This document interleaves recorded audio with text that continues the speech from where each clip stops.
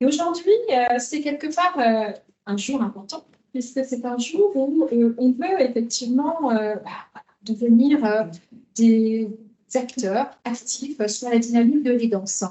Et pour ceux qui connaissent TH depuis le démarrage, lui, lorsqu'il avait créé en fait TH il y a 6 ans, eh bien, il avait démarré par la dynamique du handicap avant même la création de la loi. Vous voyez, on n'est pas encore dans la création de la loi de l'e-danse. En revanche, c'est important pour moi et pour toute l'équipe de TH Conseil d'avoir des influenceurs sur les danses, parce que nous sommes vraiment convaincus que quand on veut faire bouger les lignes à l'intérieur des entreprises, il faut qu'on ait à la fois, je dirais, des professionnels, mais aussi des personnes, et j'en parlais tout à l'heure avec Charles-Henri, des personnes qui vont avoir cette culture, vous voyez, d'impulser vraiment l'authenticité, le cœur, en fait, dans la partie.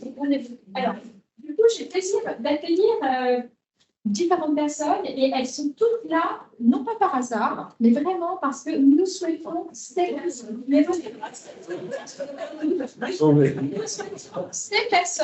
Et Nicolas va animer cette table ronde parce qu'il faut quand même que nous ayons une présence masculine, va nous expliquer pourquoi.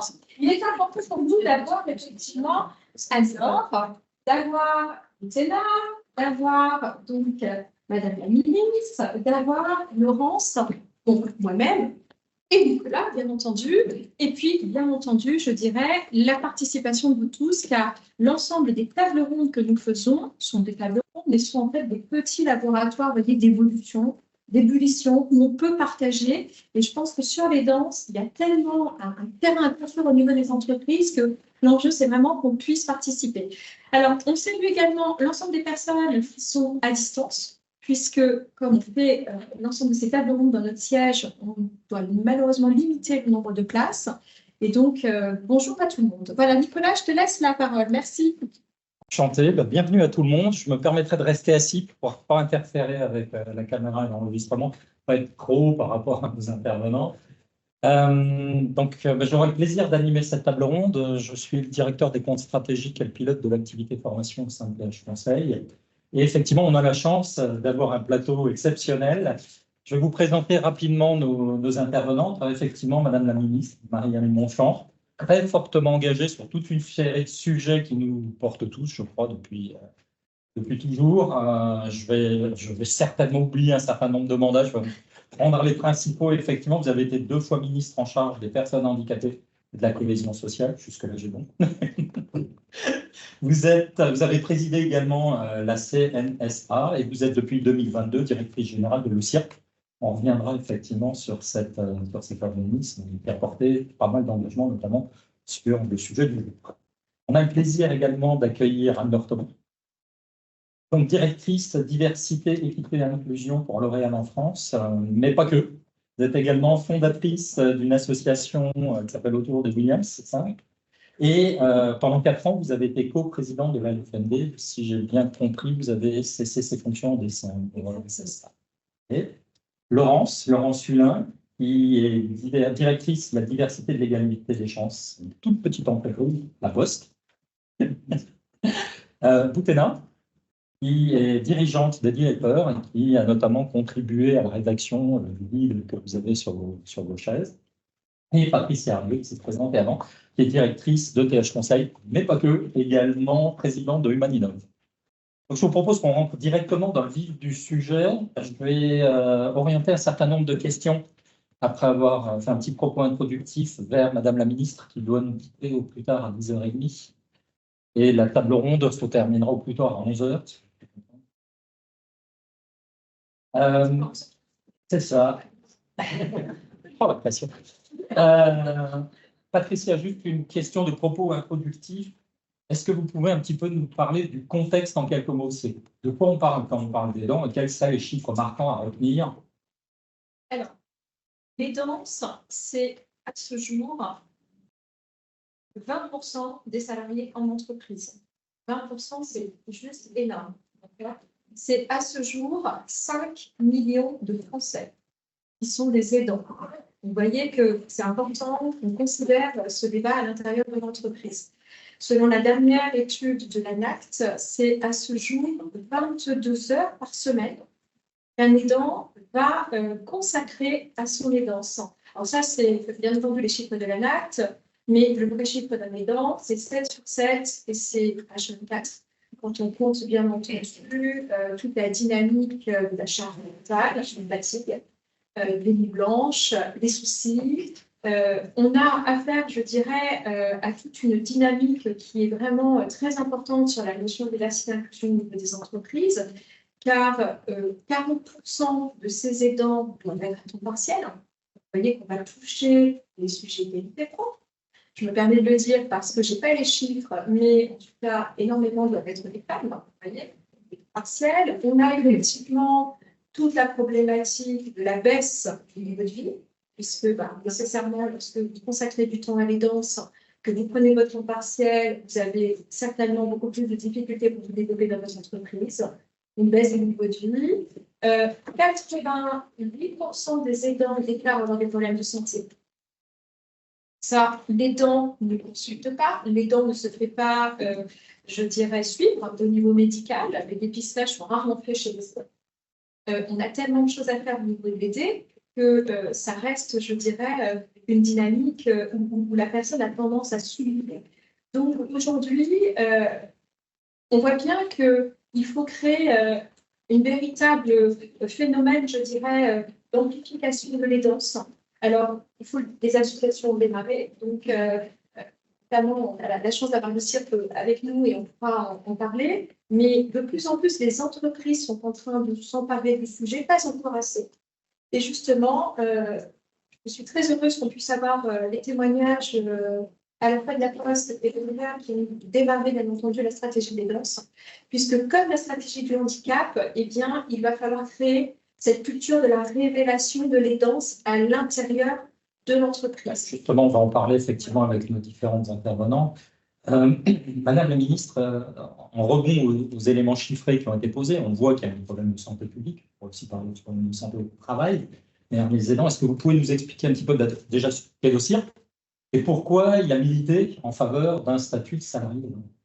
Alors, le CIRC est une union d'institutions de prévoyance créée en 1967 et qui s'est spécialisée dans les garanties pour des personnes qui sont touchées par un accident de la vie alors qu'elles sont en situation d'activité.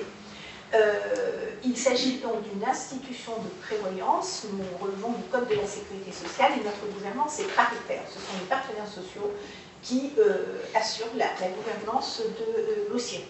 Les risques sur lesquels nous nous sommes positionnés, ce sont des risques que la sécurité sociale peinait à couvrir. Comme souvent, la sécurité sociale fait tout et les autres en restent. Et en l'occurrence, pour tout ce qui concerne le veuvage, la situation des orphelins, la situation des personnes en situation de handicap qui, au-delà de l'allocation aux adultes handicapés, se retrouvent avec des niveaux de revenus qui sont, même si l'âge a beaucoup progressé, a été très dynamique, reste très contraint et en tout état de cause inférieur au SMIC, c'est presque un point de repère. Quand ces personnes, si vous voulez, atteignent l'âge de la retraite, c'est de plus en plus souvent le cas parce que, heureusement, les personnes en situation de handicap vieillissent, ce qui n'était pas le cas il y a cela 20, 30, 40 ans, elles se retrouvent effectivement très souvent au minimum, ce qu'on appelait le minimum vieillesse, c'est-à-dire avec des niveaux de pension extrêmement faibles, ce qui effectivement fait d'eux très souvent des citoyens déclassés. Et donc, c'est un point d'attention très fort que nous avons. Et le dernier sujet qui a beaucoup émergé à l'OCIRC, c'est précisément celui qui concerne les aidants. Parce que, puisque nous sommes effectivement gouvernés par les partenaires sociaux et que nous relevons les garanties que nous proposons aux salariés dépendent d'accords de branche, on arrive à identifier très clairement que dans le cadre des négociations de branche, ces sujets sont de plus en plus répandus, font l'objet de la préoccupation des partenaires sociaux, parce que ces sujets ont une incidence extrêmement grande, évidemment, sur le monde du travail, un impact direct, comme dans vos entreprises, vous pouvez le mesurer. Ça c'est l'OCIRC, et c'est la raison pour laquelle, assez naturellement, l'OCIRC a fait partie de ces pionniers qui ont, avec d'autres, commencé à faire émerger ce sujet de l'aidance salariée, pour en montrer toute la complexité, toute la diversité, pour qualifier mieux la situation des aidants, parce qu'on est toujours un peu dans le registre de l'idée générale. En réalité, ça renvoie à des situations extraordinairement diverses et contrastées. Et pour soutenir l'idée qu'effectivement, le législateur devait s'emparer du sujet, au moins pour aborder la question du temps libéré et les conditions du temps libéré pour permettre l'aidance. Mais je terminerai par là, parce que c'est un peu long mon affaire, mais il faut dire qu'il me semble qu'aujourd'hui, nous avons d'autres enjeux. La question du temps est une question cruciale, mais j'ai envie de dire que je pense qu'on ne peut pas assigner les aidants à une situation d'aidance subie. Et tout ça interroge notre système de protection sociale, la manière dont nous accompagnons collectivement l'avancée en âge de la population française, qui va passer un cap en 2030, qui va s'aggraver jusqu'en 2050 après, d'ailleurs, on va avoir un moment difficile à passer. Et j'ajoute que la courbe démographique des aidants va se détériorer parce que les aidants vieillissent en masse et que nous allons avoir une pénurie d'aidants pour des raisons strictement démographiques. Là, nous sommes dans une équation assez complexe et je n'entends pas que la situation des finances publiques nous donne, à l'heure où nous parlons, là, ce matin, à 10h, toute la solution de l'équation. Vu qu'on n'est pas tout à fait dans le politiquement correct, je vais continuer à poser une ou deux questions qui piquent un peu, mais qui en même temps sont quand même au cœur des problématiques des aidants, c'est la mobilisation des moyens. Donc toujours pour vous, Madame la Ministre, en fait, la question de la réponse du législateur. Quand on se penche un peu sur le sujet, on voit qu'il y a l'un ou l'autre droit, mais assez limité, qui parle des aidants en tant que tel, et qu'après, il existe une multitude de différents congés liés à des situations individuelles. Et c'est un petit peu comme le sujet du handicap, c'est une toile d'araignée où on peut avoir beaucoup de mal à se repérer, à savoir quoi mobiliser. Qu'est-ce que vous pensez de la réponse du législateur à date, aujourd'hui, autour du salarié? Alors déjà, parce qu'il faut toujours commencer comme ça, je crois qu'on ne peut que se féliciter du fait que le législateur se soit saisi du sujet et que le congé de proche aidant ait vu le jour. C'est une avancée considérable. D'abord parce que ça permet de nommer dans la loi la situation des aidants et de leur accorder des droits qui sont des droits spécifiques. Après, si on va regarder la nature de ces droits, je crois qu'on peut se dire que sur toute une vie, ils sont assez rapidement épuisés, les droits accordés par le congé de proche aidant.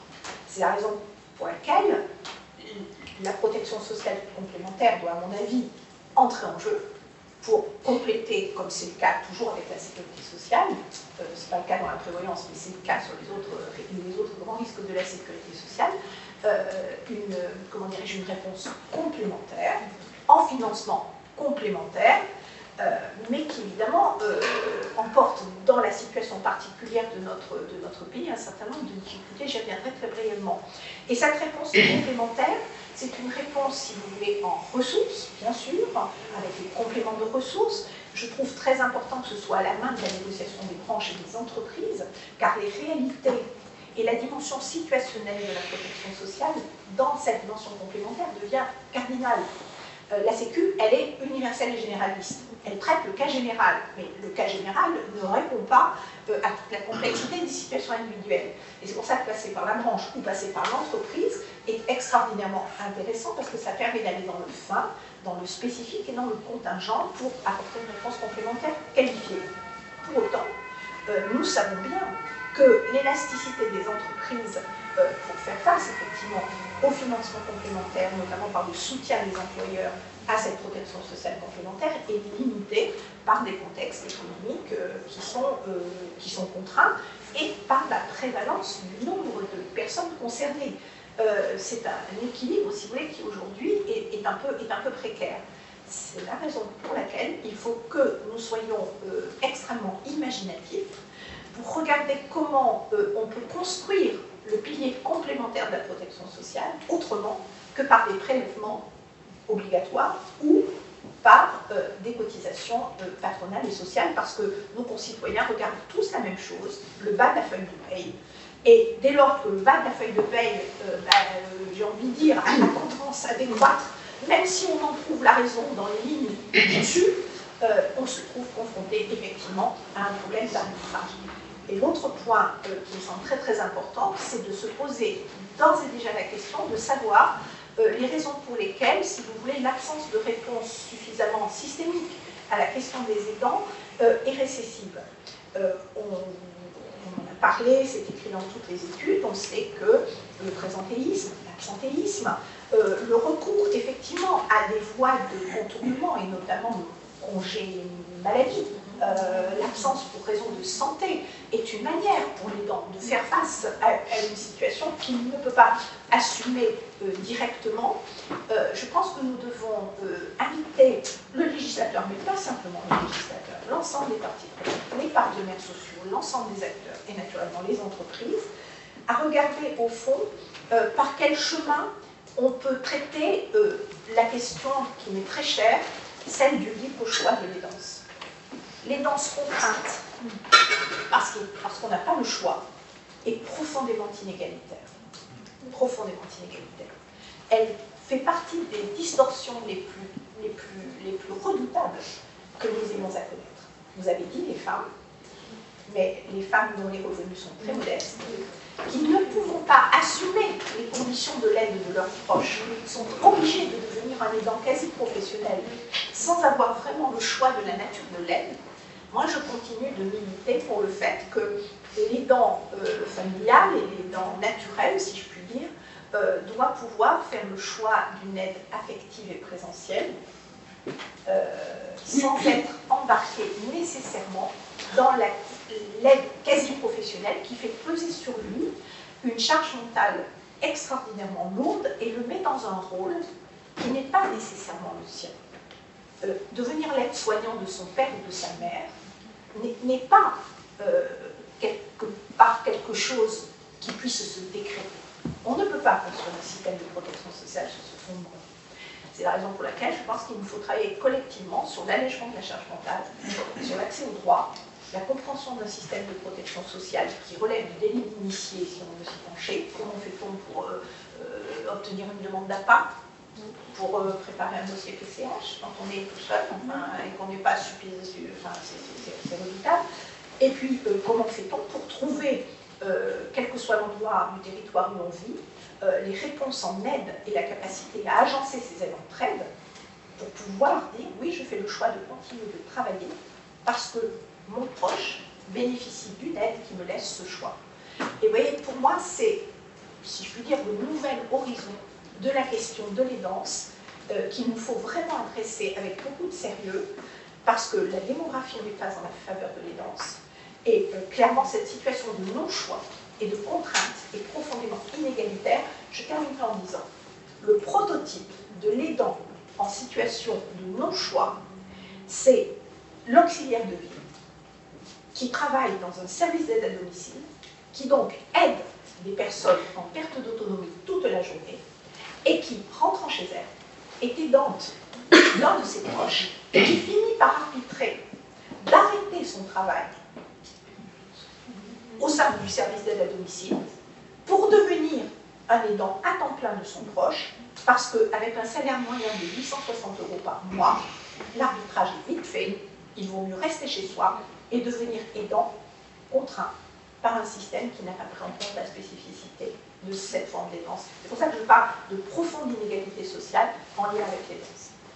On a bien compris dans vos propos qu'effectivement le législateur détient une partie des clés, mais pas que, et qu'il faut que ça devienne un objet de dialogue social porté dans les entreprises. Justement, on va rentrer dans les entreprises avec vous, Anne-Laure, en parlant de L'Oréal, qui a décidé de mettre en place des dispositifs à destination des aidants. Est-ce que vous pouvez nous expliquer déjà qu'est-ce qui a été vecteur ou déclencheur de prise de conscience chez L'Oréal et ce qui a été mis en place, en tout cas dans les grandes lignes. J'aimerais plus loin aussi quel est le portage peut-être qui a été mis en place, à quel niveau hiérarchique les décisions ont été prises, comment elles sont portées sur le terrain.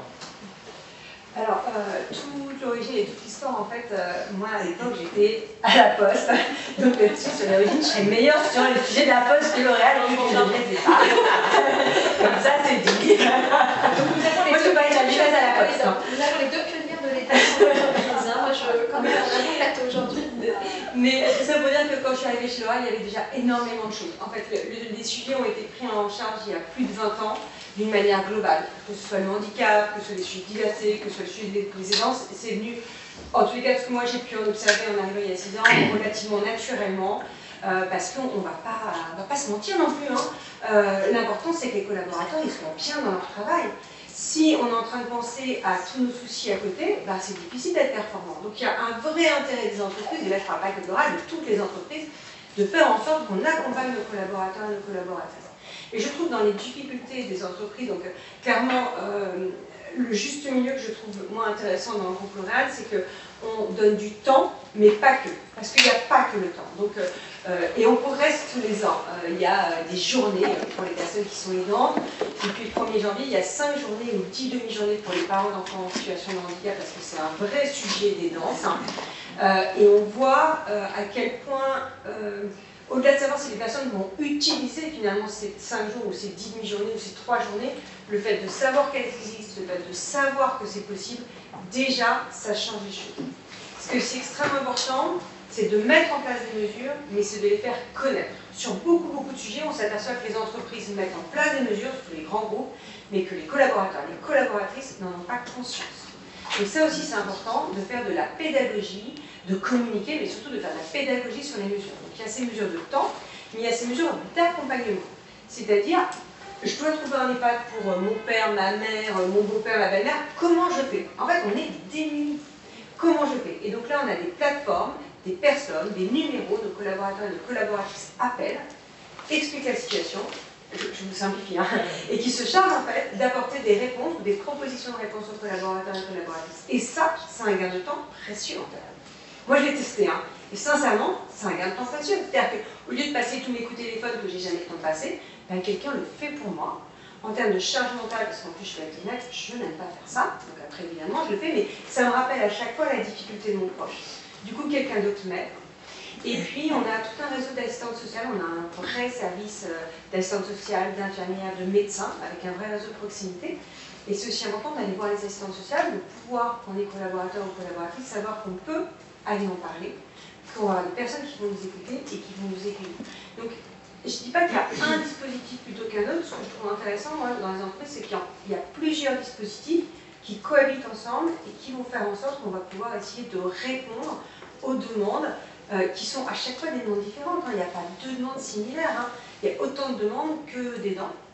Et puis, sur les entreprises, j'aimerais faire un petit pas, prendre un peu de hauteur par rapport au groupe L'Oréal, et je retrouve encore une fois la Poste.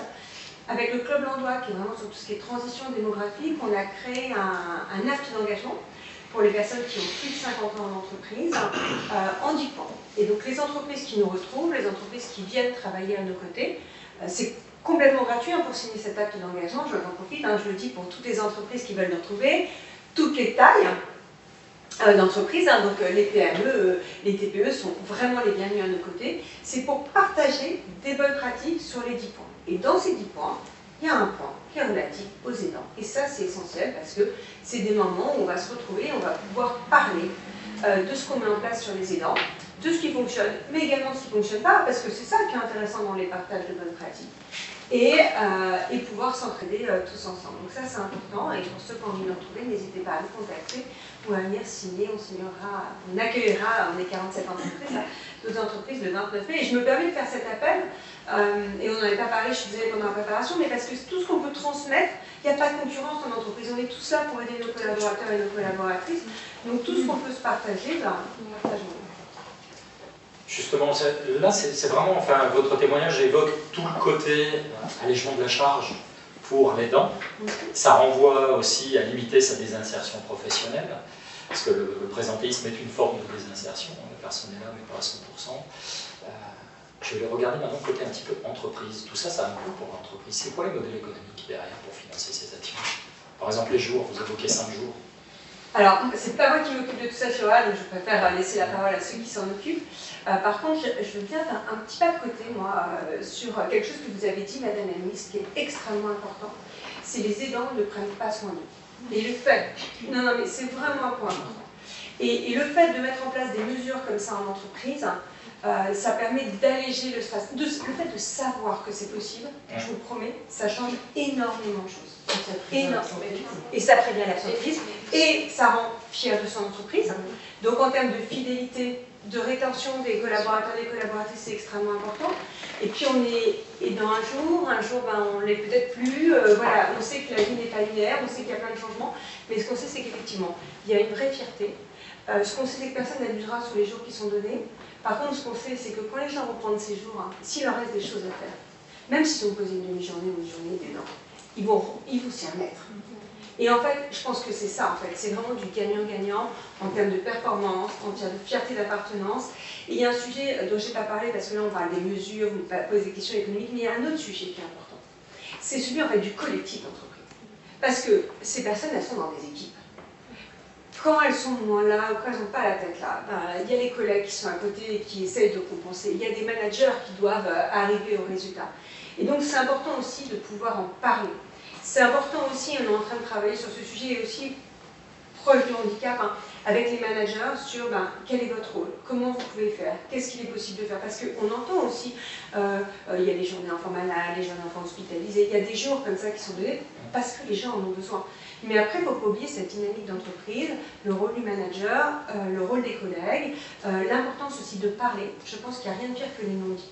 Parce que dans les non-dits, ça va être mais pourquoi il n'est encore pas là, mais pourquoi si. Je pense qu'expliquer les choses le plus naturellement possible contribue vraiment à se respecter les uns les autres, à essayer de comprendre. Peut-être qu'on ne comprend pas tout, on ne peut pas toujours se mettre à la place des autres, mais en tous les cas, ça a un vrai impact, et dans tous les cas, il me semble que cet impact ne peut être que positif. Si vous permettez, sur la question des coûts consacrés à alléger la charge mentale et l'aidance, le baromètre que nous avons réalisé sur les coûts cachés de l'aidance les évalue à peu près 10% de la masse salariale. Donc en fait, tout ce que l'on peut entreprendre est à mettre en regard, si je puis dire, de ce coût subi par les effets induits. La question, elle masquait effectivement un équilibre ou une balance, c'est-à-dire qu'on envisage toujours le coût direct, ça nous coûte tant, et finalement vous avez tout à fait répondu à la question, parce qu'en investissant sur les collaborateurs, on récupère une partie de coûts cachés. Au niveau de la France, les coûts cachés de l'aidance, c'est autant que la transition écologique. C'est plus de 40 milliards, tous les ans. Donc en fait, c'est phénoménal. Ça veut dire que, quelque part, vous voyez, quand on est dans le calcul finalement d'un ROI, mettre en place une dynamique d'aidance, alors il peut y avoir cet aspect purement financier, mais je vais rebondir aussi sur l'intervention d'Anne-Laure, parce que vraiment, je pense que cette notion d'entraide, vous voyez, d'entraide, c'est-à-dire de partage de bonnes pratiques, d'ateliers de pair et danse. Voilà, comme vous le savez, les danses est en train de se développer, donc on a cette chance d'avoir travaillé avec beaucoup d'entre vous au niveau des grandes entreprises sur la dynamique du handicap, et on se rend compte que les danses, eh bien, ça va prendre l'ampleur de ces ateliers de pair et danse. Le fait de pouvoir justement humainement s'épauler sur les autres, créer cette intelligence collective, et vous voyez, dans cette dynamique, je dirais aujourd'hui, de société à impact social, parce qu'à un moment donné, il faut aussi imaginer, je dirais, en quoi cette intelligence collective peut créer une entreprise qui va avoir un impact social. L'impact, il est très fort. Le partage d'expérience d'un aidant vers un autre aidant permet quelque part de faire grandir l'entreprise, ne serait-ce que sur les soft skills. Quand on est un aidant, on est hyper agile, on est hyper créatif. On va revenir sur ces aspects, effectivement, Patricia, qui, en gros, est-ce qu'il y a des super pouvoirs? Et s'il y en a, ils servent à quoi? Ils sont transférables comment? Il y a un comportement positif de l'aidant. Vous voyez, ça, c'est hyper important quand même de noter. C'est pas que du négatif, il y a beaucoup de positivisme dans l'aidant. Laurence, justement, oui, je vous en prie. Non, je voulais juste rajouter quelque chose qui est important. Et du coup, je fais aussi un parallèle personnel, mais je trouve que c'est aussi important. Moi, j'ai rempli des années les dossiers MDPH d'enfants handicapés toute seule dans mon coin. Franchement, ça s'arrache les cheveux, je vous assure, c'est vraiment à devenir dingue. Quand je suis arrivée chez L'Oréal, donc mon fils avait déjà 14 ans, donc j'avais une petite expérience, c'était tous les ans à l'époque. J'en étais à mon 15e, du coup, et j'ai su qu'une assistante sociale pouvait m'aider à le remplir. Mais je crois que vous n'imaginez pas le soulagement. Il y avait quelqu'un avec moi pour être à côté et me dire regarde, là tu peux mettre ça comme ça. Et en fait, ça change tout. Et maintenant, je suis à la part. Et donc, du coup, j'avais quelqu'un pour m'aider. Et savoir, je ne vais pas forcément aller demander d'aide, mais savoir que c'est possible d'être aidé à remplir juste ces dossiers, ça fait vraiment voir la vie autrement. Alors évoquait son passé à la Poste, effectivement, donc Laurence. J'ai repris. Réponse croisée entre vous deux, mais la Poste a clairement été précurseur sur le sujet des aidants. Pareil, maintenant il y a quand même pas mal d'années, quel était le déclencheur de prise de conscience? Parce qu'on n'avait pas la vague qu'on voit arriver aujourd'hui. Non, effectivement, alors tu me corrigeras, mais le déclencheur, pour en avoir discuté aussi avec Philippe Ball, qui était le patron de la Poste, c'était de se dire en 2015, il était arrivé 2014-2015, et on était en train de voir un peu le plan stratégique sur 2020. Et avec une étude un peu de la société, on s'est rendu compte qu'il y allait y avoir un vieillissement de la population, qu'il y allait également y avoir un vieillissement de la population postale. C'est qu'aujourd'hui, un postier moyen, il a à peu près 48-49 ans, et on a 52% de femmes. Quand on regarde un petit peu la typologie des aidants quand on est dans le scope. Et donc voilà, donc on s'est attaché, donc c'était en 2015, à mettre dans l'accord égalité professionnelle entre les femmes et les hommes, parce qu'on pensait que c'était important que soit porté dans un accord le sujet de l'aidance. Et donc à partir de ce moment-là, on a commencé à travailler sur le sujet. Donc on a élaboré un plan d'action. Le premier, c'était de se dire on va prendre une plateforme une plateforme téléphonique qui va permettre de répondre à toutes les questions que se pose un postier, s'il est aidant ou pas, est-ce qu'il peut rentrer dans telle ou telle case, et se dire comment est-ce qu'on peut effectivement aussi l'accompagner, comment est-ce qu'on peut l'accompagner pour répondre à ces questions sur son père qui a Alzheimer, sur son enfant qui est en situation de handicap, et ce genre de choses. Donc en 2015, on avait près 700 à 800 appels par an, donc on ne pas, enfin 2700. En 2017, on a voulu aller plus loin, et on a en fait créé un certificat d'aidant. Donc c'est un certificat qui donne un statut propre aux collaborateurs. Certificat maison. Certificat maison, postal, et qui dit voilà, si vous avez le certificat, donc pour répondre à certaines conditions, c'est-à-dire que votre aidé doit être de GIR1 à GIR5, ou il doit avoir une allocation adulte handicapé, ou une allocation d'enfant handicapé, voilà. En tout cas, on doit avoir des preuves quand même de sa fonction d'aidance, et donc on va les accompagner. Dans ces cas-là, ils auront droit à des possibilités de vacances dans des camps médicalisés qui vont prendre des personnels qui vont prendre soin de l'aider. Ils ont droit à des CESU supplémentaires soit pour eux, soit pour leur aider pour accéder par exemple soit à des soins infirmiers, soit des soins des personnes qui viennent faire le ménage ou choses comme ça. Donc voilà, ça c'était tout ce qui touche, on va dire, un petit peu à des activités sociales et culturelles. On a accompagné nos collaborateurs.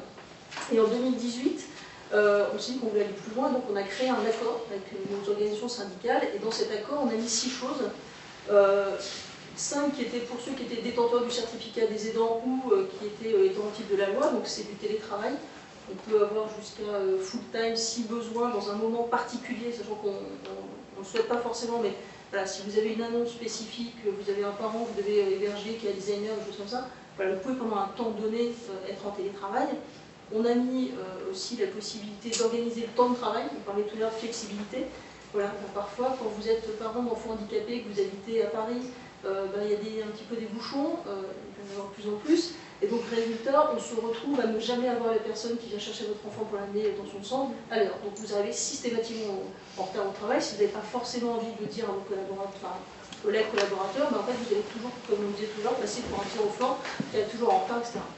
Donc on a la possibilité d'organiser le temps de travail, même pour les facteurs, je tiens à le dire, c'est-à-dire qu'aujourd'hui, normalement les facteurs sont censés commencer à 6h30, 7h, il y a des facteurs qu'on fait commencer à 8h30, 9h, parce qu'on sait que c'est important, ils finiront un peu plus tard, mais en tout cas on prend en charge cette charge mentale. On a aussi la mobilité géographique, on a la chance, qui est venue à la Poste, d'être présent sur tout le territoire, et donc si vous avez un proche à aller aider en fin de vie, et en fait on est capable de muter rapidement à Marseille, à Brest, si vous êtes à Paris, et soit vous restez après sur place une fois que vous avez accompagné votre proche, soit vous pouvez revenir. Et puis on a aussi donné des jours de congé, donc aujourd'hui on en a 3, sachant qu'ils sont aussi fractionnables, on a des jours spécifiques, on en a 4 si on est parents d'enfants en situation de handicap, si on a des enfants malades on a droit à 6 jours, et si on est en famille monoparentale on a droit à 12. Voilà, donc on a quand même pas mal de dispositifs de jours de congé à la Poste pour accompagner aussi un proche qui est hospitalisé, ce genre de choses. Donc on a vraiment tout cet accompagnement-là. Et puis, le dernier, ce qui était important pour nous, c'était d'accompagner aussi en donnant des jours de congé, mais là conséquents. Et on donne aujourd'hui, donc on a un fonds de solidarité, on a mis 1000 jours par an sur ce fonds de solidarité. Les postiers peuvent aussi donner des jours. Et on se rend compte qu'on a à peu près entre 25 et 30 demandes par an, donc on est 170 000 collaborateurs. Et en fait, comment se passe le don de jour? Notre collaborateur qui est aidant, donc voilà, des personnes qui apprennent l'annonce d'un cancer d'un enfant, un AVC d'un conjoint, enfin, un accompagnement d'un proche en fin de vie.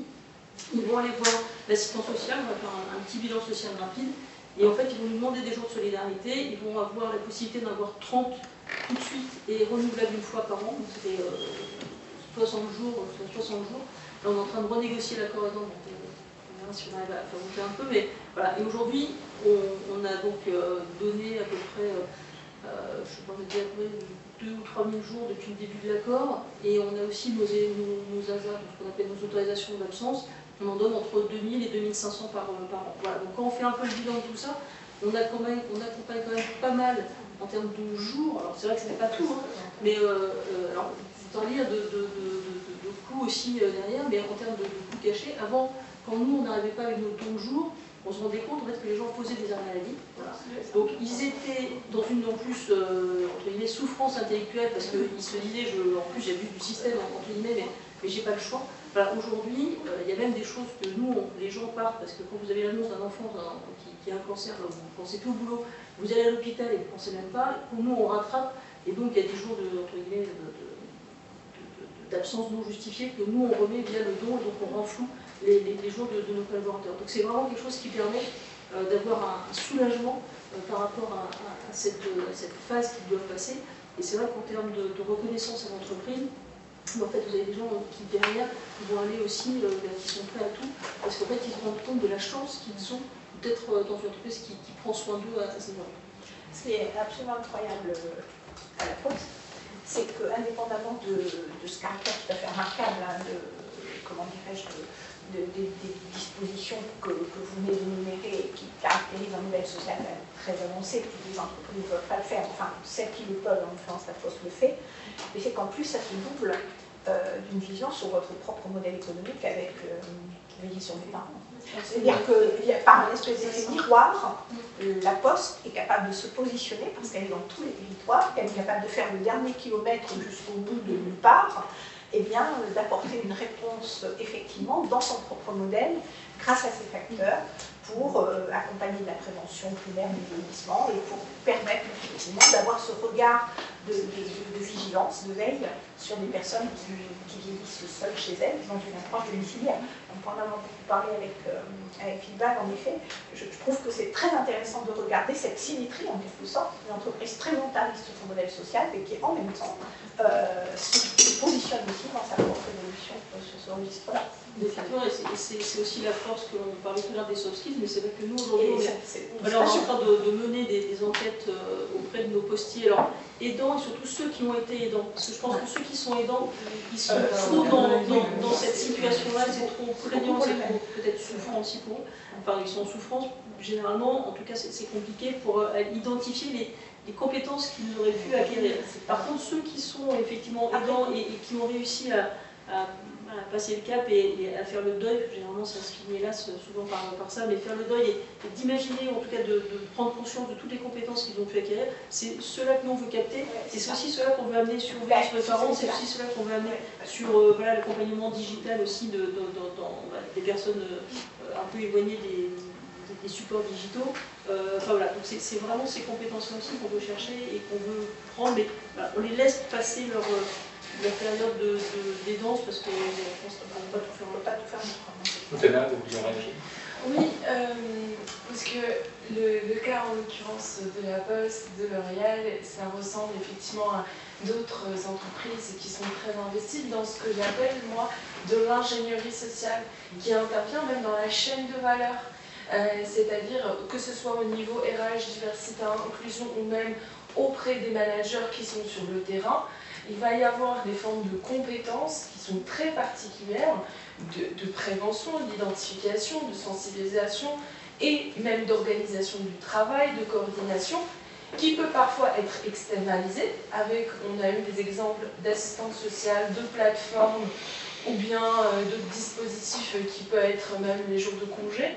Mais tout ça, en fait, ça fait partie d'une forme d'une chaîne de valeur intégrée dans l'ingénierie sociale, internalisée ou pas, qui est un investissement qui aussi du coup peut être matérialisé ensuite dans la taxonomie sociale pour les entreprises qui sont concernées par les CSRD.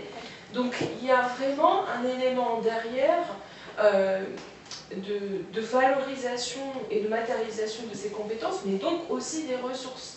Parce que ces éléments-là, on va les retrouver chez les salariés de manière individuelle, mais aussi dans même le compte de résultat. Éventuellement, on va le retrouver dans le compte de résultat à un moment ou à un autre. Et ça revient en fait à la capacité de l'entreprise à gérer l'imprévisible.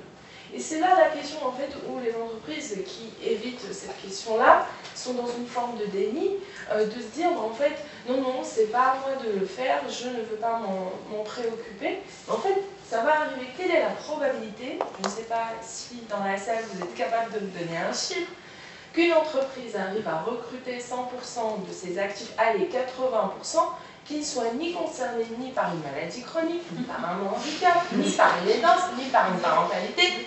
Franchement, une machine. Voilà, peut-être qu'un jour, cette idée, c'est d'arriver à recruter que des intelligences artificielles, mais malheureusement, l'humain est fait de ces formes de fragilité, singularité, chacun les appelle comme on veut. Mais en fait, ça veut dire que du coup, dans le temps, l'entreprise est amenée à penser ça. Sauf que le paradigme social français s'est fait dans une forme d'externalisation à la sécurité sociale, aux partenaires sociaux, à la mutuelle, en se disant en fait, je cotise, c'est fini, je m'en préoccupe pas. Maintenant, on se rend compte que le modèle est un peu à bout de souffle et qu'il va falloir trouver de nouvelles ressources. Justement, Théna, je vais rebondir là-dessus. Je regarde la pendule pour que Madame la Ministre soit bien dans les plans. Il reste une question, si vous pouvez encore y répondre. Vous avez été très largement investi sur le sujet du handicap, aujourd'hui sur celui des danses, mais pas que. Quel parallèle vous feriez entre une situation de handicap et une situation des danses, par exemple? Est-ce que l'un peut être un laboratoire d'innovation sociale pour l'autre, ou est-ce qu'on est vraiment sur des dossiers différents? Les parallèles que je fais, je les fais essentiellement sur la question de l'âge et sur la question du handicap. Je pense qu'on a une politique du handicap qui est beaucoup plus aboutie que ce n'est le cas sur la politique de l'âge. Nous considérons aujourd'hui que la personne en situation de handicap est un citoyen à part entière, même si nous savons qu'il y a énormément d'équations à résoudre et que tout ça reste assez compliqué. Mais enfin, le principe est posé et personne ne peut aujourd'hui valablement oser exprimer une idée de l'exclusion de la personne en situation de handicap, même si dans les faits, nous savons qu'elle continue d'exister, mais c'est une très forte conscience sociale sur le sujet. Dans le champ de l'âge, ce n'est pas le cas. Nous sommes dans un système qui relève la personne âgée, avec effectivement une très très grande difficulté à affirmer la pleine citoyenneté jusqu'à la dernière seconde de la vie, même si la personne est très désorientée. Il n'y a aucune raison que le fait d'être désorienté se traduise par un déclassement en citoyenneté. Et ça, c'est un travail collectif que nous devons faire qui est très très important. Et donc, pour moi, si vous voulez, je pense que la question de la citoyenneté de l'aidant, puisque vous m'invitez à faire des parallèles, compliqués, est quelque chose d'absolument central. C'est-à-dire que, si vous voulez, il est très important dans notre société qui avance en âge et dans notre société qui, quand même, comment dirais-je, qui doit faire face à un certain nombre de restrictions et de complexités de grande transition, on va dire, d'affirmer, d'avoir toujours ce regard sur le risque de déclassement, le risque de perte de la citoyenneté. Et pour ce qui concerne les aidants, le fait de les assigner à un rôle social qu'ils n'ont pas choisi, le fait de les amener à subir des discriminations non dites, le fait de les mettre dans des situations de non-choix, de perte de revenus, bref, de perte de chance, est effectivement, à mon avis, un parallèle que l'on peut faire entre ces politiques qui doivent être toutes fondées sur l'affirmation de la citoyenneté et la pleine participation. Je pense que nos sociétés n'ont plus le choix de se payer le luxe de cet immense gaspillage de chance et de cet immense gaspillage humain. Et à l'instar du discours écologique, Je pense que cette écologie de l'homme, il faut l'appliquer à nos organisations. Nous ne pouvons pas tolérer un gaspillage à ce niveau-là, et sans doute la question de l'aidance fait-elle partie encore de ces zones qui, mal explorées, effectivement conduisent à ce que j'appellerais ce gaspillage humaniste que je crois on doit absolument condamner. C'est pour cela que le dialogue social est tellement important, que l'implication des entreprises, de l'ensemble des parties prenantes est tellement importante pour traiter de ce sujet. Effectivement, en matière de dialogue social, on a bien vu que ce soit La Poste, L'Oréal, vous êtes partis sur une logique portée par la direction, évidemment, à la base. Le dialogue social commence déjà par un engagement et un portage politique, ce qui permet ensuite d'aller vers une logique d'un accord négocié. Vous avez choisi des accords spécifiques au sujet de l'aidance. Pourquoi ne pas les avoir adossés sur d'autres accords pouvant déjà exister? On a parlé du terme de QVT, par exemple. On pourrait parler de parentalité ou autre. Laurence, peut-être. En 2015, c'était le cas avec l'origine. Et on a estimé en 2018 que c'était un sujet tellement important qu'on souhaitait le sortir de l'accord d'égalité professionnelle entre les femmes et les hommes, parce que ça ne concernait finalement pas forcément que les femmes. Et on avait estimé également, en voyant un petit peu les statistiques, qu'on potentiellement devait avoir entre 10 000 et 15 000 aidants potentiels à la Poste. Aujourd'hui, on a 5 200 collaborateurs qui ont un certificat d'aidant et sont aidants et on a 6 386 certificats. Donc en gros, 5 200 postiers ont un certificat à minima, et il y en a quand même 6 386 qui ont un certificat. C'est-à-dire qu'on a des postiers qui ont 1, 2, voire 3 certificats d'aidants. En fait, on se rend compte, quand nous, on les accompagne dans le bon jour, qu'ils ont en fait leurs 2 parents en charge, et éventuellement un conjoint aussi, ou leurs 2 parents et un enfant en situation de handicap. Et on a vraiment des gens qui ont de lourdes aidances, c'est-à-dire qu'on a vraiment une multi-aidance. Et c'est des choses qu'on n'a pas forcément identifiées. En tout cas, dans la société, on parle d'aidants, mais on ne parle pas de la catégorie et dans quelles conditions, dans quelle proportion ils sont aidants. Et je ne sais plus la question initiale. Et pourquoi sur les élus dans les secteurs, voilà, c'était vraiment pour ça, parce qu'on est. Merci beaucoup. On avait un instant depuis 1995, en faisant ça. Et moi, j'estime que la parallèle qui existe entre le handicap et les aidants est assez importante, c'est que quand vous êtes aidant, un petit peu comme quand vous êtes en situation de handicap, en fait, vous avez parfois du mal aussi à l'accepter. Vous avez parfois du mal à faire le deuil de la situation d'avant. Et en fait, le fait de mettre un accord spécifique sur l'aidance, ça permettait aussi de nommer les choses, ça permettait de dire aux gens vous êtes les bienvenus, et toute la bienveillance que l'on a avec les personnes en situation de handicap, avec notre accord handicap, avec les personnes qui sont en parentalité, les femmes, les hommes, etc., qu'on a dans l'accord d'égalité de femmes. Et en fait, on fait la même chose sur les danses, et donc on va vous accompagner aussi, faire le pas pour venir vers nous, nous dire voilà, vous faire confiance, vous ayez donc un certificat, vous soyez identifié chez nous comme étant aidant, et donc on va vous accompagner sur ce sujet. On a dans les éléments chiffrés que vous donnez les volumétries de personnes qui se sont emparées, on va dire, du sujet. Anne-Laure, chez vous, est-ce que vous avez le sentiment que les salariés se sont emparés du sujet, et qu'est-ce qui a été le point de accroche?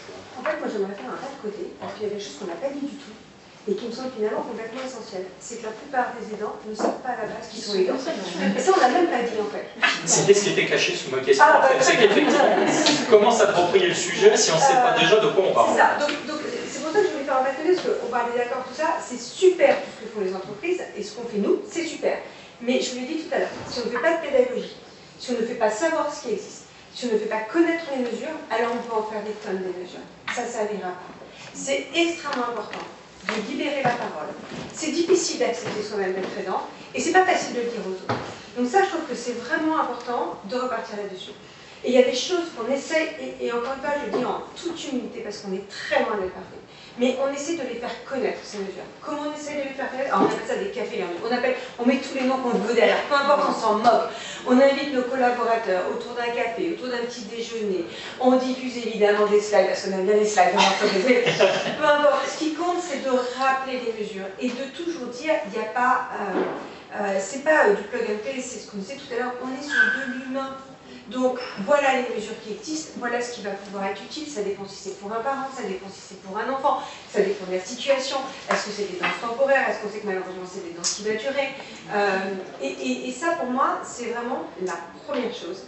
Et j'adore le coup du certificat d'aidant évidemment, parce que c'est faire prendre conscience aux gens qui sont aidants et qui ont une reconnaissance sur ce statut.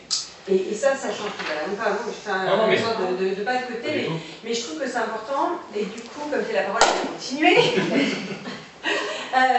Je vais continuer, mais pas au nom de L'Oréal, volontairement. Et on en a parlé ensemble. Je vais parler en tant que mère d'enfants handicapés. Parce qu'en fait, on parle très souvent de l'aidance et de l'accompagnement des parents. Et c'est vrai que c'est le plus gros volume des aidants. Et on sait que les situations sont complexes, sont délicates. Et moi-même, je suis concernée par ce sujet, donc je le sais très bien, j'en parle d'autant plus librement. Mais j'aimerais faire un pas de côté sur les aidants jeunes. Être aidant jeune, c'est compliqué. Et je donne un parallèle sur mon association, donc les chiffres ne sont peut-être pas exacts, hein, mais je suis sûre que mon association, ça ressemble aux autres associations d'enfants handicapés. Mais qui arrête de travailler? Les mères. Elles ne se rendent pas compte qu'elles sont aidantes. Comme elles arrêtent de travailler, au début, elles ont des allocations. Et puis l'enfant, à un moment, souvent, les handicaps de naissance, ça va être souvent de la déficience intellectuelle. À un moment, les enfants, il y a l'école inclusive, mais malheureusement, on connaît tous les limites de l'école inclusive, on va les mettre en institut. Et quand ils sont en institut, il n'y a plus les allocations. Et là, ces femmes, rien de prédestinées à de la très grande précarité, se retrouvent en très, très, très grande précarité. Et ça, c'est le silence. On n'en parle pas. Or, ça concerne énormément. Et ça peut aussi concerner des hommes, hein, attention. Vraiment, je pense aux hommes et aux femmes. Et donc, moi, j'ai écrit avec d'autres mamans un rapport qu'on a donné, et c'est pour ça que je disais, Marie Longchamp, je vais lui envoyer, parce que beaucoup l'ont eu, mais je vais lui envoyer sur cette précarité des aidants jeunes, finalement. Hein. Parce que l'idée, c'est qu'à un moment donné, il faut qu'ils retournent vers l'emploi. Et en fait, c'est exactement ce que tu disais tout à l'heure, Laurence. Ils vont énormément gérer de choses très différentes, et ils vont apprendre plein de choses, et ils sont plein de compétences. Sauf qu'ils n'en ont même pas conscience, parce que tout se fait naturellement. La plupart, comme ils aident leur enfant, ils ne pensent même pas qu'ils sont aidants. Alors qu'en fait, c'est un vivier de personnes remplies de compétences pour les entreprises. Et ça, c'est important. Et il y a autre chose que je n'ai pas dit, que j'ai mis en place. Et je le dis parce que je me dis que ça peut donner des idées à d'autres associations d'entreprises. Je mets en place un week-end pour les mères d'enfants en situation de handicap. Exactement. Et un week-end pour les pères. Pourquoi se séparer, ça pourrait être mixte, hein. Mais parce qu'il en faut toujours un pour regarder l'enfant, parce que les femmes le regardent. Et faire regarder un enfant en situation de handicap, bonne chance. Donc voilà, donc c'est séparé, et peu importe finalement, c'est vraiment la place au dialogue, c'est la place où c'est 48 heures pour soi. Et en fait, c'est des temps que ces personnes-là n'ont jamais. J'ai envie de dire déjà 24 heures, c'est incroyable. Donc 48 heures, et ça, c'est un peu ce que fait sur les villages de vacances, mais là finalement c'est sans enfants, et c'est super important de faire attention et de dire aux aidants qu'ils ont le droit de prendre du temps pour eux, et d'ailleurs c'est pas qu'ils ont le droit, c'est qu'ils le font, parce qu'il faut qu'ils tiennent pour les personnes qu'ils aident, et qu'ils n'oublient pas leur santé. On en parlait tout à l'heure, c'est vraiment, vraiment essentiel. Des fois, on peut peut-être se dire de quoi s'occupe en fait. Mais régulièrement, je rappelle à mes familles, s'il vous plaît, faites votre check-up. À tous les âges. À tous les âges. C'est super important. Parce que voilà, c'est vrai qu'on a tendance à prendre rendez-vous pour les autres, à faire les rendez-vous pour les autres, on sait à quel point tout ça demande du temps. Et il ne faut surtout pas que les personnes, que les aidants s'oublient. Il faut vraiment qu'on rappelle ce message, que les aidants prennent soin d'eux pour pouvoir continuer à aider les autres et surtout pour être bon. Dans tout ce que vous évoquez, il y a plusieurs aspects qui font écho avec le sujet finalement du handicap. Hein. C'est comment déclarer un handicap si on ne sait pas ce que c'est, si on n'a pas été formé. Donc ça renvoie à tout ce que vous évoquiez, les logiques de communication, sensibilisation, formation. Et on sait que c'est une activité récurrente. Finalement, on ne peut jamais arrêter sur ces sujets-là. Pour autant, il y a aussi un autre point qui fait écho avec le sujet du handicap. Vous l'avez évoqué un petit peu au début de votre propos. C'est le côté, une fois qu'on le sait, on est dans la situation de l'aidant, pour autant on ne communique pas forcément, ça reste tabou. Qu'est-ce qui aujourd'hui est frein? Et là je fais aussi référence à vos expériences personnelles ou à celles des personnes dans votre association. Qu'est-ce qui aujourd'hui les amène, quand on les amène à conscientiser, parce que c'est bien le frein n'est pas conscient, mais en fait, pourquoi je ne parle pas? Alors, je pense qu'il y a plusieurs choses. Déjà, il faut accepter soi-même que ce soit la situation de handicap ou d'aidant, mais ça faut déjà accepter la situation, parce que c'est malheureusement souvent des situations qui sont difficiles, donc je pense qu'il faut l'accepter. Il faut accepter d'être reconnu en tant qu'aidant également. Donc il y a des gens pour qui ça va être très facile, hein. C'est ce qu'on disait tout à l'heure, en fait on est sauve l'humain, donc il n'y a pas une situation similaire à l'autre. Et puis je pense qu'on a peur pour sa carrière. Je pense qu'on a très peur pour sa carrière, parce que si on dit qu'on est... Moi-même, j'ai longtemps mon fils en situation de handicap, parce que je me disais, ah non, mais on va se dire, elle va tout le temps être absente. Hein. Bah non, en fait, moi je suis sûre que j'ai été beaucoup moins absente que plein de personnes. Mais non, en fait, non, et ça, il faut le prouver, en fait. C'est bien de dire aux gens, ça ne va rien changer, mais j'ai envie de dire, les preuves, c'est encore mieux. Donc, libérer la parole, montrer qu'on peut être aidant et avoir une évolution de carrière. Le nombre de fois, et je fais un parallèle, je discutais avec une fille extraordinaire, une de mes collègues extraordinaires qui était en parcours de PMA et qui disait je n'en parle pas. Je n'en parle pas parce que je vais pas avoir d'évolution ou je m'auto-censure pour changer de job alors que je peux. Les aidants, c'est pareil. Ah non, je ne vais pas prendre un autre job parce que je ne vais pas avoir le temps. Et en fait, ça a un vrai impact sur la carrière et je pense qu'il faut vraiment qu'on travaille sur le sujet, qu'il faut qu'on rassure les aidants, qu'il faut qu'on prouve par des témoignages que des aidants continuent d'évoluer. Et voilà, c'est une période et c'est à l'entreprise, avec l'intelligence de la personne qui aide, de trouver tous ensemble les meilleurs chemins pour travailler ensemble. Et je suis convaincue qu'en termes de... C'est pas la quantité de travail qui compte, c'est la qualité, c'est le temps de concentration, c'est le temps où on est là, c'est le temps où on est présent. Et c'est ça qui change tout. Et ça change tout si l'entreprise accompagne, si l'entreprise rassure, si on est dans un contexte où c'est bienveillant. On est dans une véritable politique ressources humaines et managériales, à vous entendre depuis le début de la table ronde. On se dit effectivement, il y a le côté social ou sociétal, qui pour autant n'est pas du tout caritatif. Je n'ai pas eu du tout le sentiment qu'on évoquait ça dans les propos qui ont pu être donnés. Ce qui signifie que finalement, ça renvoie aussi aux droits et aux devoirs de l'aidant. Le devoir de l'informer, ça c'est celui de l'entreprise ou de la société. Le devoir par contre de l'aidant de jouer des règles autour notamment de la communication, parce que si on regarde bien la situation de l'aidance non communiquée renvoie à une situation handicapante, mais de handicap invisible. Chacun fait comme il peut, j'ai envie de dire, parce que certaines personnes n'arrivent pas à le dire, donc vraiment je pense que on peut pas, chacun fait ce qu'il peut. Comment vous arrivez à accompagner opérationnellement des situations de personnes qui ne communiquent pas suffisamment avec le collectif, mais pour lesquelles des aménagements, par exemple, ont été mis en place? Quand il y a le certificat, est-ce qu'il est forcément, par exemple, communiqué ou pas? Ça reste confidentiel, parce qu'on a le même problème sur le handicap. Oui, alors le certificat, effectivement, il est communiqué uniquement s'il y a besoin d'aménagement spécifique d'horaire, ou s'il y a une mutation. Mais en fait, le manager n'est pas forcément au courant, le collectif de travail non plus, et c'est vraiment à la main de la personne qui est aidante de savoir s'il souhaite ou elle souhaite ou pas le donner. Et par contre, ça va quand même lui permettre de bénéficier de tous les avantages, entre guillemets, de tous les dispositifs. Effectivement, quand on parlait de deuil, je pense que c'est exactement le même principe. Le handicap ou les aidants, quand vous avez une entreprise qui est bienveillante avec des personnes en situation de handicap, et que ça se sait, comme à la Poste, ou avec d'autres types de personnes, et en fait, les personnes qui sont aidantes, quand il y a une politique qui est mise en place, qu'il y a un accord qui est écrit noir sur blanc, c'est leur confère des droits spécifiques, en fait, ils ne vont pas se poser trop longtemps la question. Nous, on a commencé la première année 2017-2018, on a eu 1000 personnes qui avaient le certificat des aidants. Quand on a fait notre accord en 2018, qui conférait énormément de droits supplémentaires, on est passé à 5002 en 4 ans. Donc, sachant que, hélas, il y a beaucoup de gens aussi qui perdent les certificats, donc on est à plus de 10 000 postiers accompagnés. Donc on est vraiment sur une dynamique où ils se sont rendus compte que c'était plutôt un avantage d'avoir le certificat qu'un inconvénient, et donc il y avait une bienveillance dans l'entreprise. Et c'est ce qu'il faut en fait, c'est que tu dis bienveillance. Oui, on est tenté de dupliquer le cas du handicap qui est déclaratif sur toutes les situations de vulnérabilité, dont les danses. Mais je pense que pour ça, ce n'est pas la même logique. Et on évolue vers quelque chose peut-être qui va aller vers quelque chose où on n'est pas vers le déclaratif. Parce que, prenons un exemple. Sur le cas du handicap pour les cadres, ils ne se déclarent pas parce qu'ils savent qu'il y a potentiellement un malus sur la carrière. Donc l'idée, c'est peut-être d'aménager une culture, une organisation, des process, pourquoi pas effectivement avec des certificats, qui permettent de bénéficier de dispositifs dans un climat de confiance. Et c'est l'une des choses les plus difficiles à mettre en place, c'est la confiance. Et elle est fragile. Une fois qu'elle est fragilisée, c'est fini, c'est un petit peu de base très, très subtil et délicat. Maintenant, effectivement, la question, est-ce qu'on va vers le déclaratif? Forcément, les cas que j'ai pu étudier dans le cadre du livre-banc mettent en place qu'on va vers de plus en plus des entreprises qui vont laisser le libre choix à la déclaration ou pas.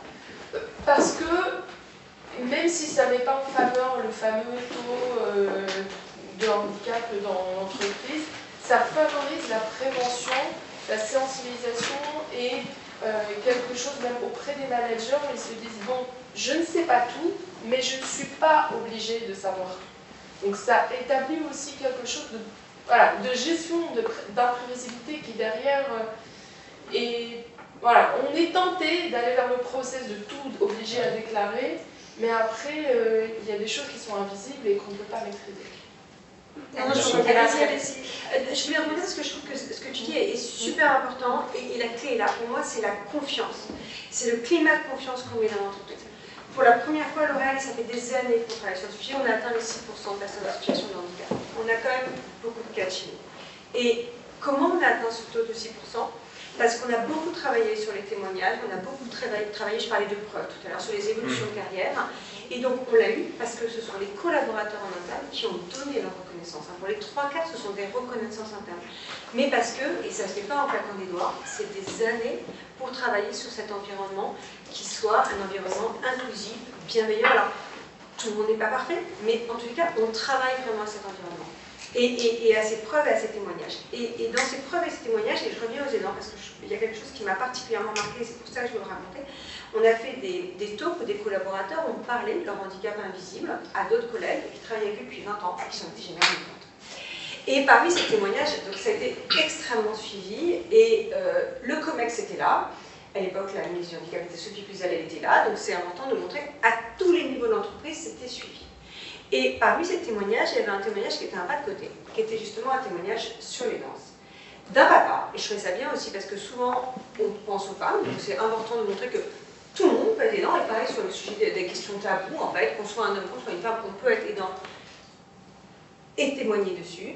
Et donc c'est un papa qui avait accompagné sa petite puce, avec évidemment sa femme en famille pendant le confinement, particulièrement sur je le dis pendant le confinement, et sa fille avait eu un cancer, donc elle va bien, c'est ce qui compte, je vais commencer par là. Mais le témoignage était magnifique. Et évidemment, ce témoignage, moi, je le connaissais. Mais ce qui m'a vraiment, je crois que j'en ai les larmes aux yeux d'émotion, et c'est pour ça que c'est aussi important quand on se sent dans un climat de confiance d'en parler, c'est qu'il y avait trop de monde. Les amphis étaient bondés, donc on avait fait ça en duplex, et donc tous nos sites, on a 6 sites, 6 campus en Ile-de-France, étaient dans les autres auditoriums et suivaient à distance. Et nous, on pouvait voir ce qui se passait dans les autres auditoriums. Et donc, le site de la personne qui témoignait était un autre site. Et là, quand on a vu, il y avait toute son équipe qui était là. Rémi, je suis sûre, j'en avais chair de poule, avec des cœurs partout pour lui, pour sa fille, pour tout. Et en fait, c'est ça aussi parfois, de traverser des moments qui sont particulièrement difficiles, parce que les danses, on sait que c'est particulièrement difficile en général. Et c'est le fait que d'en parler, d'être accompagné, et d'être soutenu, je suis convaincue que ça aide énormément à traverser ces périodes difficiles.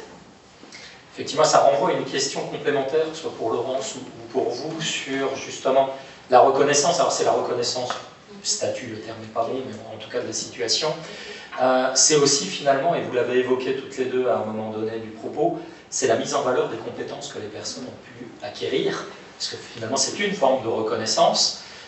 Je vous laisse peut-être réagir et je passerai la parole à Patricia derrière, dans le sens où on a accompagné chez PH Conseil beaucoup de situations de handicap, mais qui font forte intersectionnalité, parce qu'on peut très bien être seconde partie de carrière, plus de 50 ans, tiens là je deviens handicapé, souvent aidant statistiquement, on peut être à la fois soi-même en situation de handicap, aidant d'un enfant ou d'un parent handicapé, enfin voilà, on peut empiler le millefeuille. On parlait déjà peut-être des compétences qu'ont pu développer les personnes, qu'on peut valoriser. Il y a effectivement des compétences, nous on les a un petit peu cataloguées, donc on sait qu'il y a quand vous êtes aidant, vous êtes obligé de vous adapter, vous êtes obligé de savoir jongler et planifier les choses, parce que sinon vous avez l'infirmière, vous avez l'aide-soignante, vous avez le médecin, vous avez toutes ces compétences-là.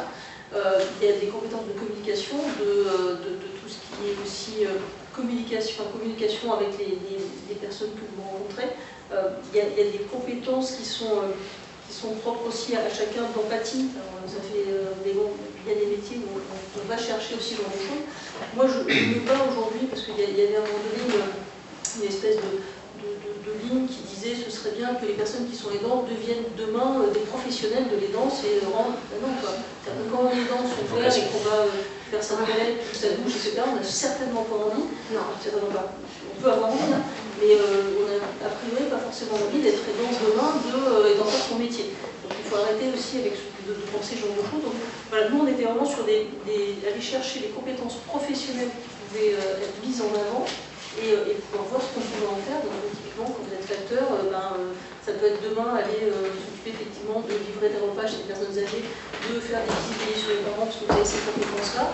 Ça peut être de faire du numérique, parce que vous avez une appétence aussi auprès des populations qui sont soit en situation de handicap, soit en situation aussi d'illettrisme ou autre situation. Enfin, voilà, donc c'est essayer de trouver en fait les compétences, en tout cas de caler entre compétences et métiers futurs, parce qu'on invente aussi tous les jours des métiers à la poste. On a un déclin du courrier qui fait qu'on doit se réinventer tous les jours et on se réinvente, tout va bien. Mais voilà, donc on a ça comme ligne de mire et donc on est en train, encore une fois, de faire cette étude pour identifier ces compétences et voir comment derrière on peut les exploiter au mieux. Et comme on a la chance d'être sur tout le territoire et sur des sujets qui sont sociétaux et assez larges, voilà, on va réussir, je pense, à aiguiller les gens. Alors, sur la valorisation. Non, je rejoins complètement Laurence, c'est étonnant. non, mais c'est exactement ce qu'on a dit. En tous les cas, c'est important de les prendre en considération, ces compétences, et de les valoriser. Je regarde la pendule, comme je sais que vous devez nous quitter dans 5 minutes, donc je passe la parole juste quelques minutes à Patricia, et ensuite il y a des questions-échanges avec la salle. Patricia. Alors effectivement, je vais rebondir sur finalement l'ensemble des interventions. Donc on voit bien que les danses, c'est la culture de la confiance, et ça, je vous rejoins. On n'est pas dans la culture de la révélation, de l'autodéclaratif, comme on a pu le connaître dans les dynamiques handicap.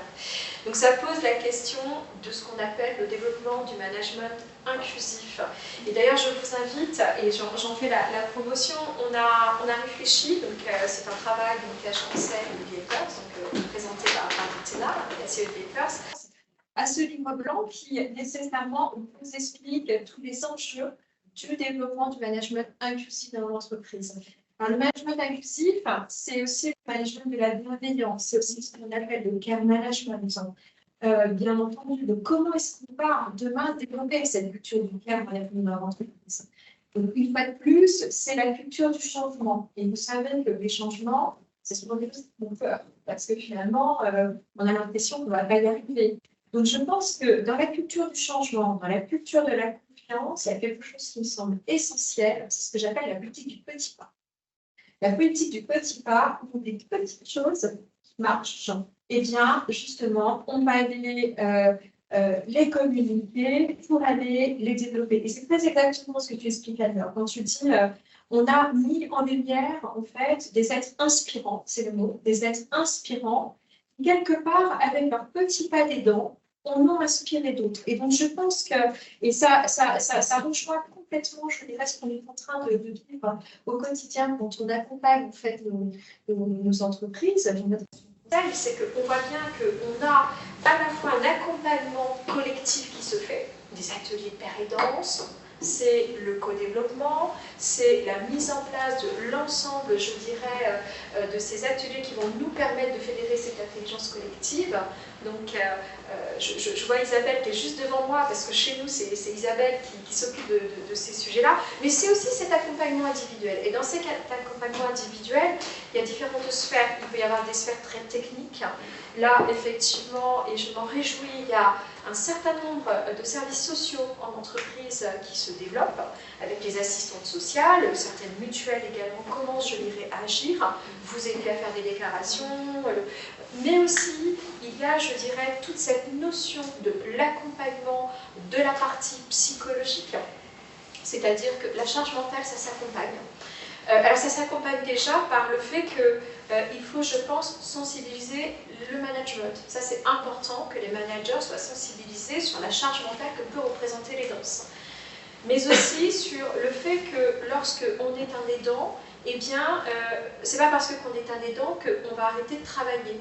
Je crois que lorsqu'on parle des super pouvoirs de l'aidance, et c'est aussi pour ça que c'est très intéressant ce que vous avez mis en place sur votre certificat de compétences, c'est cette capacité qu'on peut avoir peut-être, vous voyez, à gérer plusieurs projets, cette transversalité que peut avoir la personne. Vous voyez, je ne suis pas en train de parler de la technicité de l'aidance, je suis en train de parler de finalement ma capacité à interagir en transversal dans tout un tas d'éléments de ma vie, dans tout un tas d'éléments peut-être de mon entreprise et dans tout un tas d'éléments au niveau de mes compétences.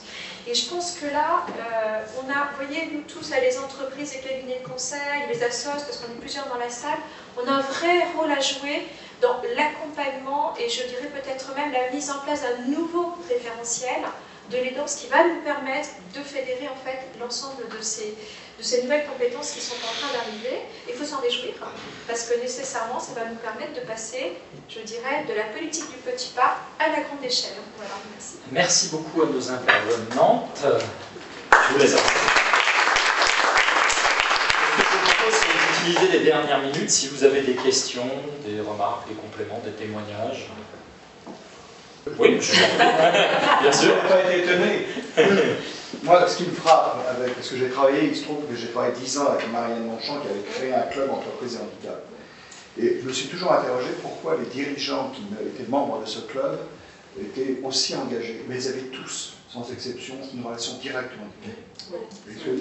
Et ce que tu viens de dire, Nord, et puis ce que tu as dit aussi, sur le problème de l'aidance, moi je vois un parallèle, et notamment la question de la révélation. Et ça interpelle, en fait, fondamentalement, tu l'as dit aussi, la politique RH.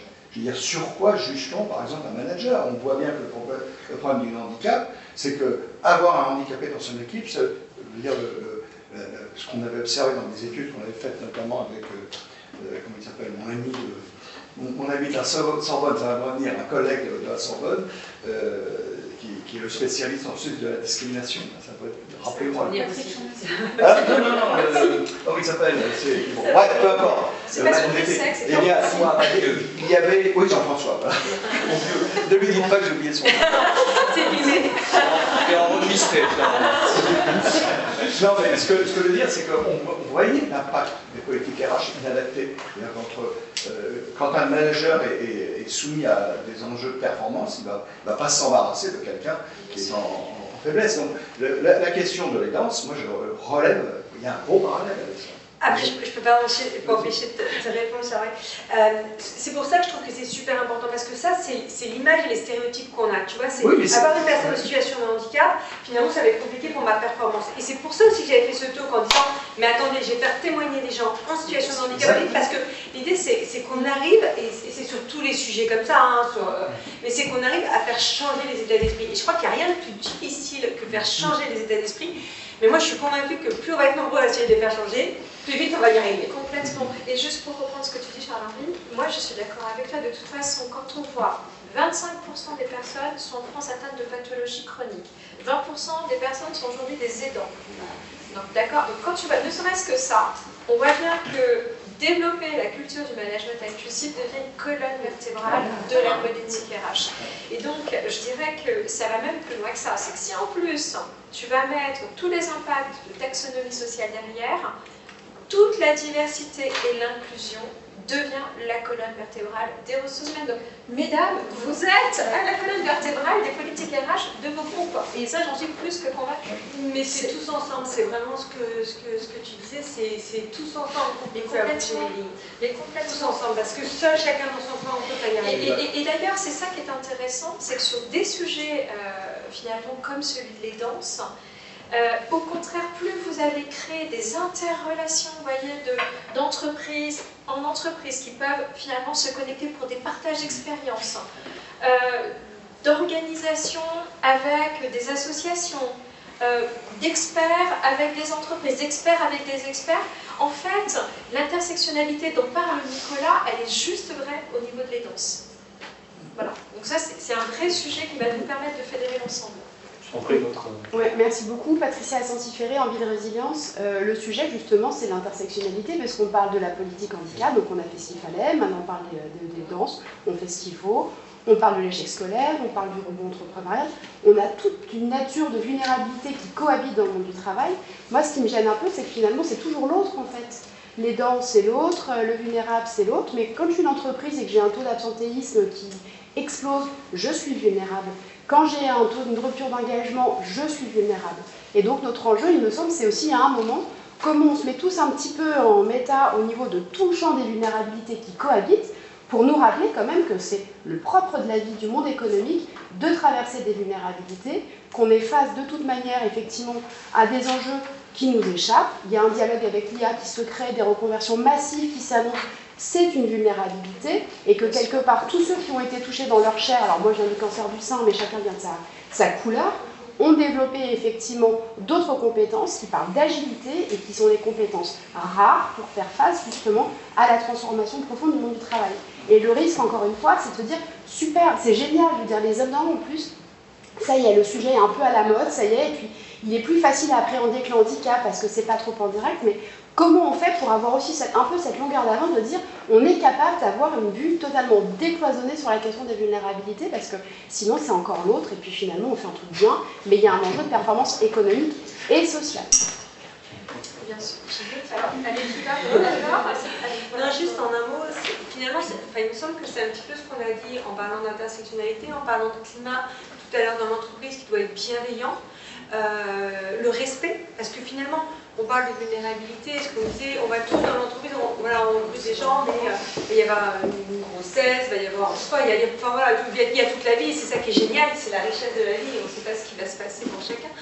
Mais finalement, il me semble que c'est tout le respect qu'on va pouvoir avoir, et c'est pour ça qu'on parlait aussi de dialogue. Libre à chacun de parler ou de ne pas parler, mais c'est vrai ce que je disais, quand on connaît des situations, alors on n'a pas besoin de tout connaître, mais quand on a au moins d'informations de certaines situations, c'est plus facile d'accompagner chacun sur son chemin, et donc on l'a dit quelque part, en fait, en accompagnant les collaborateurs et les collaboratrices, il y a moins d'absentéisme, on sait que les gens sont, je n'aime pas trop de mots redevables, mais en tous les cas, ils vont être fiers de leur entreprise, ils vont reconnaître ce que l'entreprise va mettre en place pour eux, et il y a une vraie envie de s'impliquer ou de rendre. Enfin, je crois qu'il y a, c'est un peu du donnant-donnant pour tout le monde finalement, et c'est la construction d'un monde inclusif qu'on est quand même nombreux à souhaiter, qui n'est pas forcément facile, qui fait effectivement écho, et Charles-Henri, là je te rejoins tout à fait, c'est vrai que quand on vit les choses, c'est plus facile d'avoir, enfin, de connaître et du coup d'avoir envie de les mettre. Donc à la fois c'est un peu dommage, à la fois c'est très humain. Donc c'est pour ça qu'on a tous notre rôle à jouer pour ceux qui s'en sentent capables, pour libérer la parole. En fait. Je ne sais pas si je réponds vraiment à la question, mais... Moi j'ai un compliment à apporter peut-être, Patricia. Une fois de plus, je reviens sur mes propos. Ce qui est compliqué, c'est la culture du changement. Ce qui rassure, c'est de se dire qu'on a déjà fait les choses. Alors, même si l'aidance est différente du handicap sur la notion de la révélation, de l'obligation de la révélation, merci Anne-Laure, merci beaucoup. Je n'étais pas discret comme départ. Il y a quand même des points fondamentaux qui peuvent être posés. Mettre en place, effectivement, je dirais la révélation du handicap, nécessite à un moment donné qu'on travaille sur qu'est-ce qu'on va te proposer dans ton parcours d'évolution.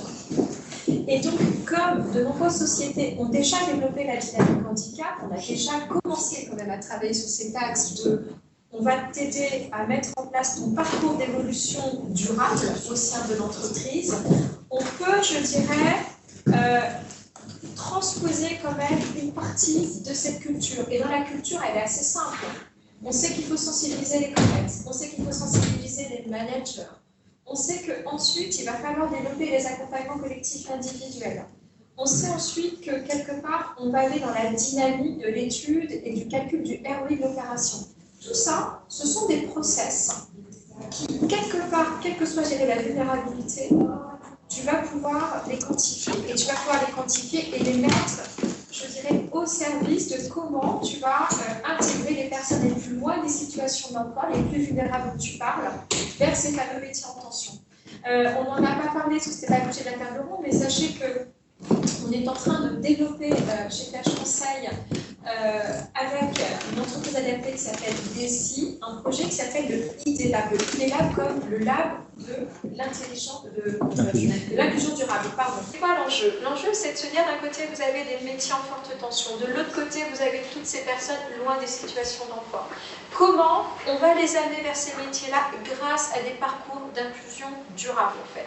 Et on est en train de travailler là-dessus, on va lancer un projet avec la filière numérique. J'espère qu'on fera des choses avec la Poste. L'Oréal, pareil, on est en train d'essayer effectivement de travailler, mais c'est par des enjeux comme celui-là, vous voyez, en partant de choses qui existent et en essayant de les transférer vers d'autres, je dirais, sujets, on va aussi rapidement créer cette notion du management inclusif dans les entreprises, parce que tout redémarrer à zéro, c'est vraiment très compliqué en fait. Patricia, il y a encore juste une question. Voilà, alors juste une question, mais juste avant je termine, et ça sera terminé. On voit bien qu'il y a cette notion, finalement, d'aller sur cette culture de la révélation. Cette notion où on se rend compte qu'on ne peut pas être comme la dynamique du handicap. Tu dois te déclarer obligatoirement. Alors, les sociétés développent des sensibilisations. Au niveau des équipes ETH Conseil, on a réfléchi, je vous le dis, on a réfléchi pour vous proposer en fait à tous, les associations et autres, une fresque. On est en train de développer la fresque de l'aidance, parce que la fresque, c'est ce petit moment qu'on prend, vous voyez, ces 3 heures où, ne serait-ce qu'avec une petite carte qu'on peut tirer, eh bien, ça va évoquer quelque chose à titre personnel. Et ça sera peut-être l'enjeu et le moment clé où vous allez dire, bah tiens, finalement, l'aidance, ça évoque quelque chose chez moi. Parce que si on regarde les stats, c'est évident que ça évoque quelque chose chez vous, que ce soit dans vos conjoints, dans vos parents, dans vos amis, et on est tous quelque part concernés par cette notion-là. Et donc, je pense qu'il faut maximiser, vous voyez, des sensibilisations qui vont permettre quelque part d'accéder à l'aidance, mais sans que ça devienne quelque chose de compliqué. Ça me paraît vraiment important. D'où, alors nous on a réfléchi à l'aidance, il y a des structures qui mettent en place des jeux. Bon, en tout cas, voilà, sachez qu'on a réfléchi à cette fresque et on serait heureux également de pouvoir se challenger avec vous là-dessus en fait. La dernière question, et on va se quitter. Bonjour, Pierre-Olivier Bernard, je suis un des associés d'une start-up qui s'appelle Help-You, qui travaille sur l'accompagnement des aidants. Oui. De concevoir un guichet unique des aidants. À se repérer dans tout ça. Une question de votre entreprise. On sait que ce qui ne se mesure pas n'existe pas dans nos entreprises. On a beaucoup de chiffres qui sont un peu macro dans ce que vous avez donné au début. Comment vous arrivez à mesurer à la Poste ce sujet-là? Et qu'est-ce que vous arrivez à en faire des quelques chiffres que vous avez pu mettre en place? Alors nous, les chiffres que l'on a, c'est, on sait qu'on est le premier employeur d'aidants, parce qu'on a 5200 certifiés, enfin, postiers qui ont certifié à minima. On sait le nombre de jours dont ils ont besoin pour accompagner leurs proches. Donc ça, on sait aussi les chiffrer. Hein. Donc c'était 2200, plus de 2200 l'année dernière, plus 477 jours donnés sur le Fonds de solidarité. Et puis après, en fait, on a toutes nos activités sociales et culturelles. Donc c'est les CESU, c'est ces genres de choses. Alors ça c'est vraiment, on va dire, ce qui est facilement quantifiable et pilotable. Et après il y a tout ce qui touche à l'aidance et qui est encore hors du scope, donc les arrêts maladie qui peuvent être posés, parce qu'en fait on n'arrive pas encore à aller chercher à venir vers nous. Et puis on a notre guichet des aidants qui quand même aujourd'hui est notre porte d'entrée. On a plus de 12 000 appels sur le guichet des aidants par an, donc ça c'était en 2023. On a commencé à 1000 appels par an en 2016, une montée en puissance. Et donc c'est aussi l'analyse finalement des typologies de demandes qui sont faites auprès du guichet. Est-ce que c'est pour des aides pour accompagner un proche dans un EHPAD ou ailleurs? Est-ce que c'est pour eux? Est-ce que c'est... Voilà. Donc ça on est en train de l'analyser parce qu'en fait c'est colossal comme données et on ne pilotait pas vraiment, enfin moi je ne le pilotais pas encore, puisque c'était piloté à la Poste, vous aviez ce que s'appelle la DNS, c'est une direction spécifique qui s'occupait des activités sociales et culturelles, et c'est en train un petit peu de bouger, parce qu'on est en train de passer en CSE, je ne sais pas si vous avez eu la chance en tant qu'entreprise de faire ça, nous on était encore sur les CHSCT, choses comme ça dans le temps, donc on n'a jamais eu de CE, donc là on est en train de passer sur ce volet-là, donc il y a des choses qui sont réintégrées, on va dire, dans les directions RH, voilà, donc c'est en cours. Voilà. Et maintenant, de vous donner un chiffre sur combien coûte l'aidance aujourd'hui à la Poste, moi je l'ai chiffré en une chose, puisqu'il y a des statistiques qui étaient sorties, c'est-à-dire que si on n'accompagne pas un aidant pendant sa vie professionnelle, une année, c'est 16 jours d'arrêt maladie. Quand vous avez 16 jours d'arrêt maladie, c'est une étude de Malakoff Humanis, si vous la voulez, 2022, je crois que c'est ça. Voilà, donc 16 jours d'arrêt maladie. Ce que j'ai fait de manière assez pragmatique, c'est que j'ai été voir mon patron, je dis voilà, j'ai 7200 aidants à la Poste, J'ai fait économiser 16 jours dans la maladie. Hop, ça faisait 18 millions, tout comme ça. Voilà, et 17 et quelques, et on a prévu d'avoir 6 000 aidants à la fin de l'année. Donc c'est le chiffre que j'ai réussi à trouver qui est, entre guillemets, vraiment inattaquable. Quand je vais voir les DRH dans les différentes entreprises de la Poste ou dans les branches de la Poste, quand je leur dis que ce serait quand même vachement bien qu'on fasse de la promo, qu'on fasse de la communication, qu'on aille chercher les aidants, parce qu'en fait, vous pouvez faire 12 milliards de communication. Si la personne n'est pas aidant à l'instant T ou fait de la com, il n'a pas vu la communication. Enfin, moi, la première, je ne la vois pas, enfin, sur plein d'autres sujets, donc c'est humain. Donc il faut refaire de la communication régulièrement. C'est pour ça qu'on arrive à monter en nombre d'aidants au niveau de la Poste régulièrement. Et donc voilà, si on se dit que ces 16 jours-là, ils sont évités en arrêt maladie, alors ils ne seront peut-être pas évités en absence, parce qu'on va donner des jours de congé, mais c'est du congé. Donc c'est plus du tout la même charge mentale non plus pour le postier ou pour la postière. Donc voilà, on gagne aussi sur ça, mais ça aujourd'hui, je n'arrive pas à quantifier. Voilà. J'ai que ces 16 jours à quantifier. Il y a des études qui sont sorties, c'est notamment une professeure de l'université de Lille. Elle a quantifié toutes les danses, tu regardes ça. Alors, il y a les premiers colloques qui ont eu lieu. Donc, le premier colloque, il a eu lieu cette année, au CESE, c'était le 6 octobre. Donc, j'ai eu cette chance d'y participer. Donc, j'étais d'ailleurs sur une table ronde avec Madame la ministre qui était présente avant. On était sur la notion des coûts cachés des danses. Et donc, au niveau d'une entreprise, donc là, tu parles de 16 jours d'absentéisme. Ça allait bien au-delà de ça, parce que c'était bien entendu l'absentéisme, mais c'était aussi, je dirais, comment dire, le fait que les personnes ne donnaient pas la totalité de leurs compétences dans le développement de leur carrière. Le fait aussi que beaucoup étaient amenés à avoir des ruptures professionnelles, donc avec tous les coûts de recrutement en fait que ça pouvait générer, c'est-à-dire je pars, donc en plus ça régénère des coûts de recrutement, qui coûte quasiment un mois de salaire, la période d'essai, etc., le fait de régénérer 16 jours plus un mois de période d'essai par poste où vous recrutez, mais c'était juste colossal. Donc en fait, quand on met en place cette équation, c'est un véritable sujet de commerce. C'est-à-dire que quand on est dans la recherche de l'optimisation de la performance sociale, on voit bien qu'on a des coûts qui sont impressionnants, que tous ces coûts, si on met en place des actions, ne serait-ce que des premières actions de sensibilisation, des actions d'accompagnement, très vite, on va pouvoir justement réguler, faire descendre ces jours d'absentéisme. Alors bien entendu, encore mieux si vous mettez en place le congé pour aidants, ça c'est sûr. Est-ce qu'il y a d'autres remarques ou questions, sinon pour tenir le timing?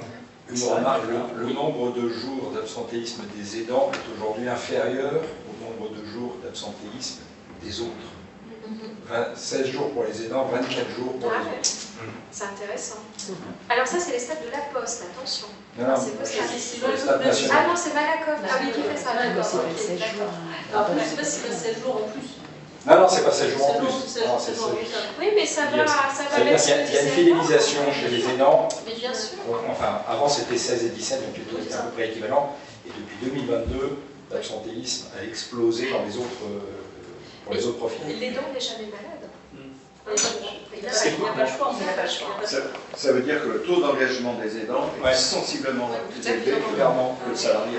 Et là, tu vois, tu ouvres la porte sur autre chose, c'est que dans la dynamique stratégique de la politique RH, mettre en place les danses, c'est une dynamique, c'est une vraie politique d'engagement RH.